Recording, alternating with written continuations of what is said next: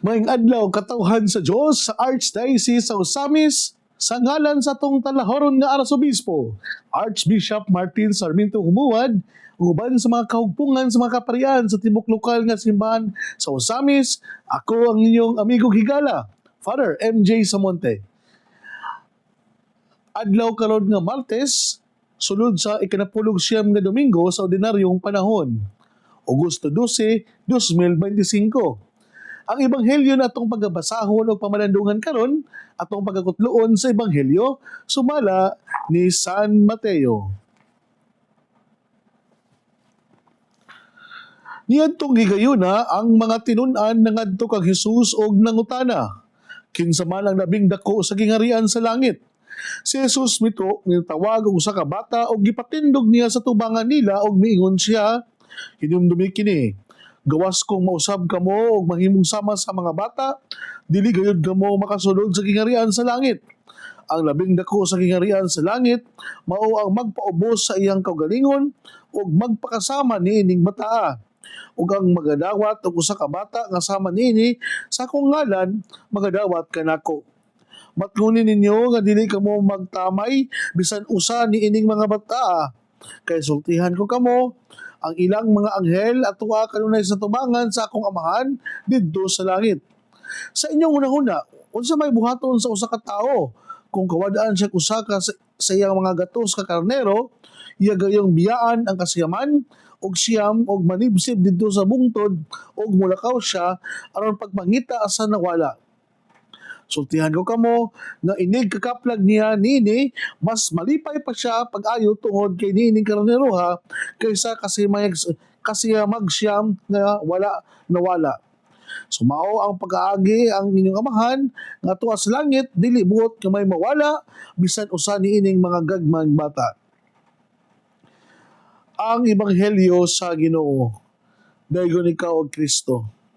Mga igsoon ko na ni Kristo, ako ang pagtimbaya o pag-advance na pag-congratulate sa Diocese sa Pagadian for the forthcoming Episcopal ordination and canonical possession of His Excellency Most Reverend Ronald Anthony P. Timoner Didi na ikaunom nga obispo sa Diocese of Pagadian.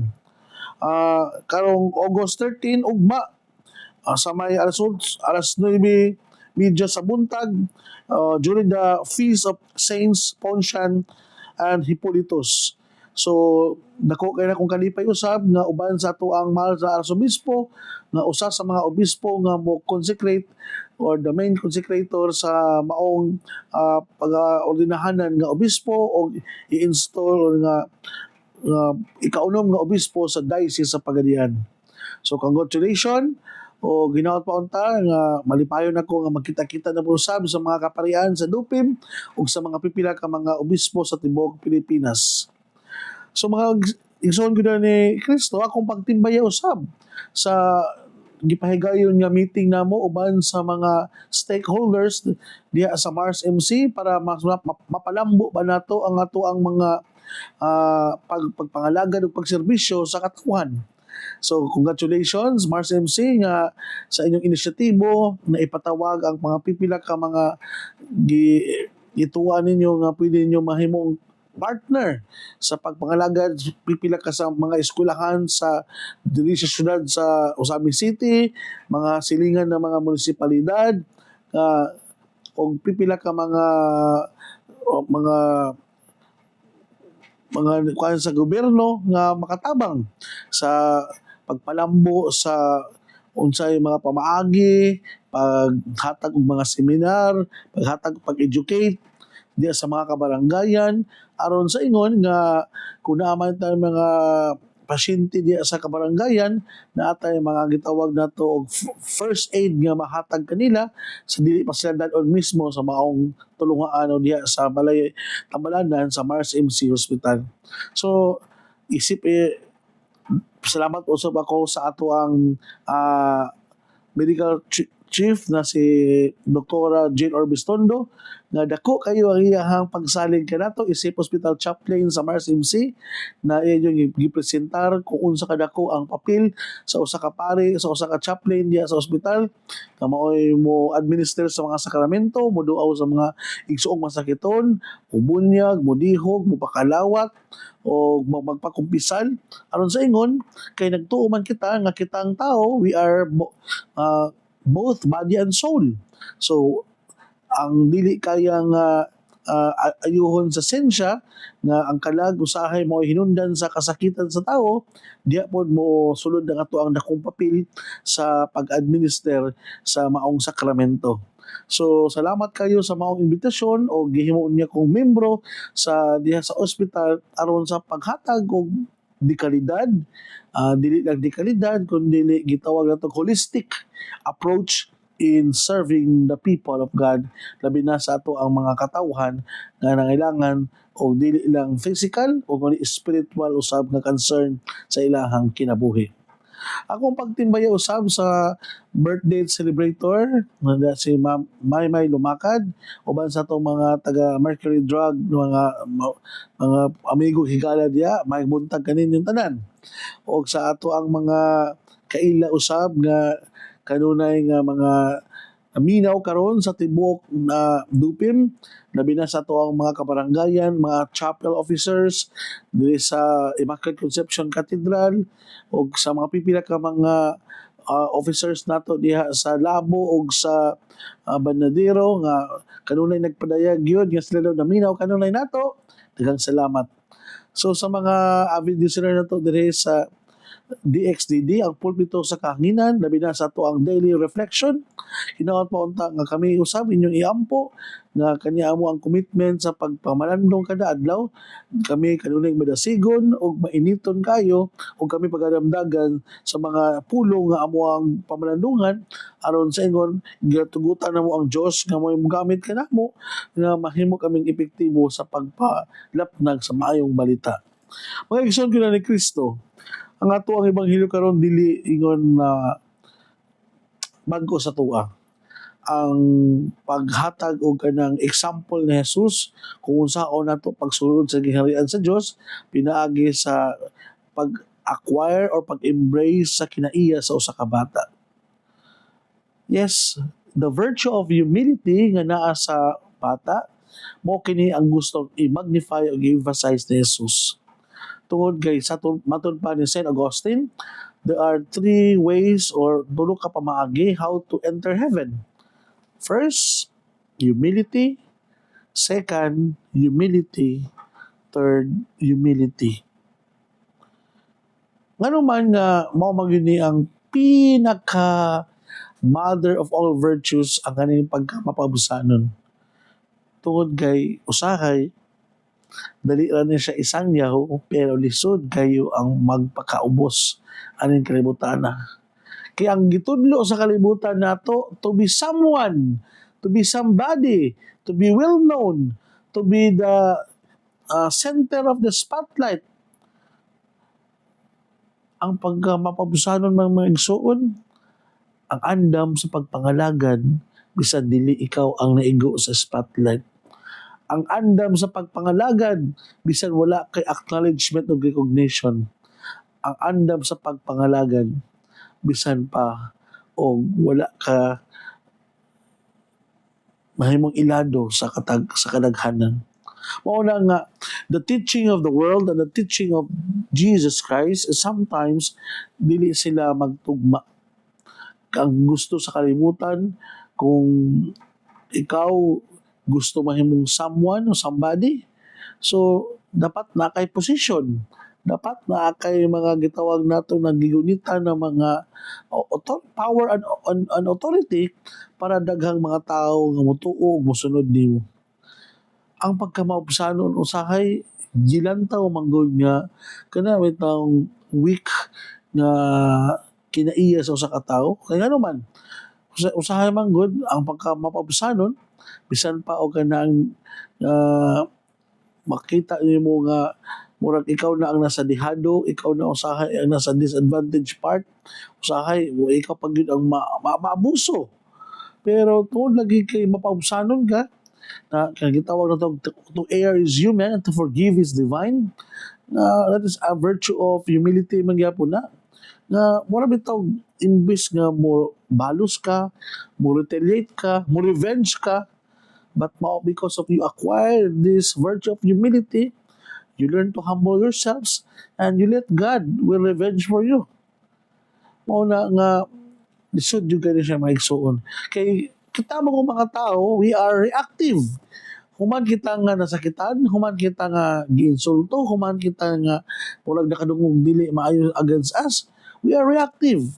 Gusto po nato nga ang tao nga nakapasakit nato, masakitan po nato balik. Gusto po nato katong tao nga nanginsulto nato, mainsulto po nato balik. Or bitaw ang virtue of humility kanang gitudloan po usab kita nga how to acquire this virtue of self-control. So kung wag para nako bitaw ang tao bitaw nga mapabsanon, nakakibat po niya ang kaning batasan nga kontrolado niya iyang kaugalingon. Kaya naman, kay kung ang tao manggod nga mapabsanon dili niya kontrolado iyang kaugalingon, na kung naay mga makita niya diya nga dili maayo, dayon iyahan yung matawag bitaw nga maistoryahan, iyang marepriman, iyang matambagan, then siya usab then maistoryahan na mao na nga usahay dili kapunggan nga nagi pinaka mag-away, not because of away na kanang para lang to purify the thoughts, to purify sa maong intention, kundi nag-away na noon tungod kay dili madawat ang gitawag nato og fraternal or kanang gitawag nato confrontation sa matag usa. Ang kanang itong pahimangnuan ka igsuon, kanang itong i-remind ka, it always entails humility. Usahay bitaw sa ginabuhi nato kay nagtuota nga nakahuman na tag-eskwela, nagtuota nga we are already somebody in a community, we are already somebody sa usa ka in the society. Paso na mo mga pare usahay abi kay nanami sa naordinahan na nga pare na mao na nga usahay kun ay mga taga laing tao o samot na kung obispo mo mabuyag, usahay lisod kayo ang pagdawat. Mao na nga ako at my humble and limited capacity, kung na may lay o kung ato magmahal na subismo mismo mo pahimangno nato sa ato ang mga dili maayong binuhatan, kinsa man ko para magmahinambog, kinsa man ko para dili dawaton ang maong pagpahinumdom sa pagkinabuhi nga pinari. Sumo na mga igsuon nga sa kuang mga ginagmayng mga sayop, ginagmayng mga wala na fulfill na task and responsibility as ordained minister, as chaplain, as parochial vicar sa Immaculate Conception Cathedral. Please, pasaylo ako ninyo tungod kay na maghigayon po nga marami taong bisan pag demanding na kayo ang tanan sa in terms of schedule, lagi po panahon nga unahon sa pud nato kami taong hierarchy of needs bitaw in accord depende po na sa kuang discretion. Pero kung usahay dili mo mahimong top priority sa ako ang pag-arrange sa mga schedule, please pasaylo ako ninyo kay usaon man nga tao rapog ko nga naapog ko yung mga biases, naapog ko yung matawag nato nga matainted po nato ang mga desisyon usahay. Tungod kay usahay wala akong YouTube po doon mo, no? Na katong mga tao nga nagtuo ka nga kaila ka o kanang doon po sa mundo kasing-kasing. I humbly admit that one. Nga dili maginato po ningon mahimong mga top priority ang maong mga kanang schedule of demands sa ospital. Pero diri sa katedral, kung unsay gihatag nga schedule nako sa parokya, mo kita ko nahon. Pero diya usahay ka na bitong naay mga demand sa gawas, mauna nga usahay, depende yun kung kinsa ang nauna, o depende po usahay kung kinsa ang ma-feel nako nga mas unahon. Kay to tell you honestly, ang akong gitagaan jud og top priority ang kaniyong dire sa as a parochial vicar sa katedral ug ang demand sa Mars MC Hospital. The rest ana mao na nga magdepende na dayon kung sa ako ang availability o sa ako ang walang subjective mood nga mood o pagbati ba. So sa mga higala, sa mga katawhan nga makabalibad daw sahay, maka-say no ta, kabalo ko nga nag-expect yun mo na ako mo hatag jud og sa yes mo hatag man jud ko mo yes man jud ko pero mao lagi na nga naman tay mga prior schedule prior na nga commitment nga hinaot pa unta nga kani ato ang mga pag say no dili po ni makahatag og kanang negative nga kuan ninyo masabtan na po ko ninyo o ako mapabsanon po ako na mo mga komentaryo adawaton na po ako na o ako po na siyang na sa mapabsanon kayo nga pamaagi ay much willing to kuan po maminaw kung unsa po na inyo ang mga suggestion kay bisan pa og kanang moingon ta nga makandi maka after ni father lagi dili man enough nga i-supply po nato tanan ang mga needs sa tao na po gitawag personal needs po kung ang needs sa tao gi-attend nato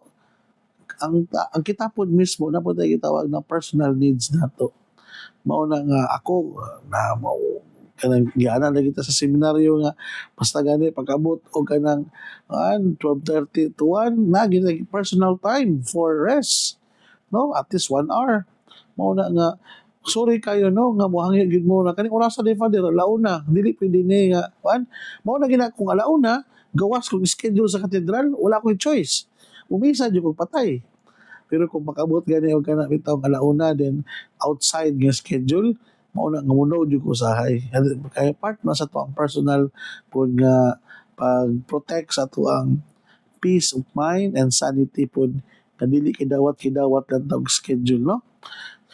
So ako man yung gitagag pagtagad magsud na ni Kristo.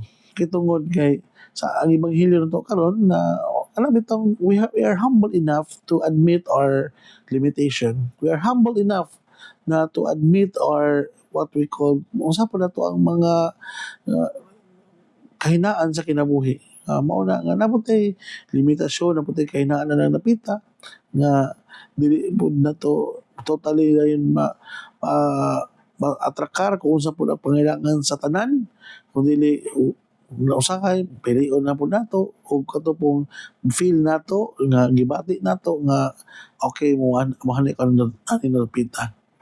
So mga igsoon ko na ni Kristo nindot kayo no nga sama sa ebanghelyo nato karon nga ang amahan nga to sa langit dili buot kamay mawala bisan usa ining mga gagmayng bata.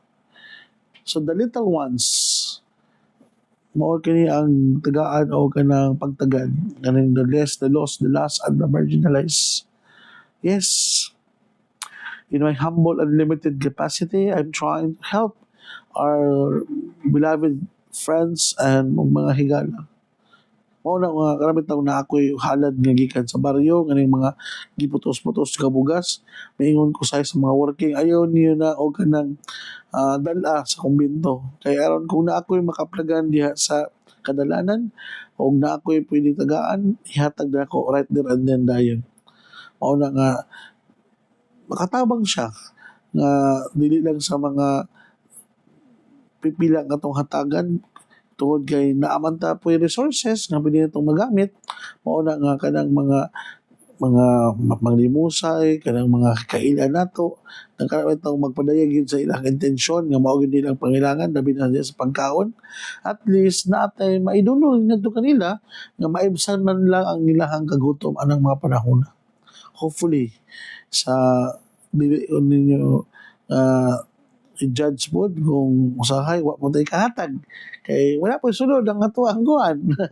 sa likod usahay tagahantag cash mo pa do may kay mao na nga naningkamot papunta nga magpuyo nga simple o yano bisan pa man sa demand sa ato ang panahon karon. So mao lang na mga igsoon, no? Dili na kukuto, bayo ka mo kalimot na ang pulong sa Dios angay gayud nga pamation, pamalandungan o paningkamutan nga mapuy-an. Bulahan ang tao nga maningkamot magpuyo sa pulong ni Jesus, sama siya sa usa ka kahoy nga gitanom daplin sa sapa, kansa ang dahon dili gayud malaya og timpo sa timunga mohatag siyang maayong bunga.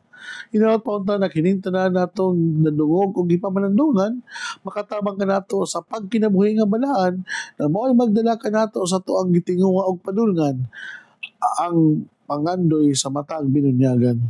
Mga igsoon og manawsab uban sa pangama sa itong mahal nga Birhen na si Santa Maria nga atong gituwag dinhi sa misamisnon og Birhen sa Kuta, ang Diyos unta mga panalangin ka nato sa ngalan samahan sa anak ug sa Espiritu Santo. Amen. Sa makausa pa, daghang salamat sa atong mga higala diya sa Kainta, diya sa San Mateo o sa ato ang mga higala usab na mga kaparian nga nag-eskwela karon diya sa Manila, Father Jesse Langgam nga nasa LST o si Father Ariel Ligaw na karon sa UST o sa ato ang mga higalang kaparian na si Father Verge La Chica Jr. Salamat kayo sa imong pag-abi-abihon kanunay na every time manawag ko, kumuhatag yung kagigayon sa pagpagstorya ka nako. O sa ato mga DDM fathers na naadya sa Transfiguration na si Father Raymond o diya sa front na si Father Leo o si Father Rani o si Father Mark na nakaroon sa BJMP. Congratulations mga fathers o uban sa ato ang Latin Superior na si Father Larry Kitain maayong buntag pads diya sa Medical City Hospital o sa ato ang mga higala usab diya sa Cainta Rizal na Sabado ang Kahanig family o diya sa may Dunya Pipeng uban sa pamilya ni Nanay Otita Barrera family o diya sa San Mateo nagipanguluhan ni Atilay ug uban sa ato mga benefactors and friends of Kaila ang kanunay nagpahatag og imainiton nga pagsuporta kanato og sa diya sa may Marikina si Ma'am Sara Flores og sa tanang mga naminaw karon nga atong mga amigo higala, daghang salamat sa inyong moral, spiritual, financial or psychological nga suporta aron lamang nga kita mapadayonon sa pagpamalandong sa pulong sa Ginoo. Ang salamat and God bless.